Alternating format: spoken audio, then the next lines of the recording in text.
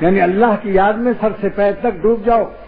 کوئی اعضا تمہارا بے جمیع اعضائے ہی و بے جمیع اجزائے ہی و بے جمیع کمیات ہی و بے جمیع کیفیات ہی و بے جمیع انفاس ہی. اللہ پر ہر وقت فدا رہو، ہر سانس. پھر ہر سانس عرش کی سلطنت ہوگی. ہر سانس میں معلوم ہوگا کہ جنت دنیا ہی میں آ گئی. بہت بے وقوف مہا الو ہیں، نہایت بے وقوف ہے وہ شخص جو حرام لذت کے لیے اپنی حلال لذتوں کو بھی داؤں پر لگا دیتا ہے.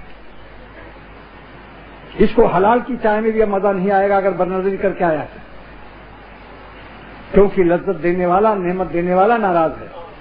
اللہ تعالیٰ جس طرح سے عطائے نعمت پر قادر ہے، سلب لذت نعمت پر بھی قادر ہے.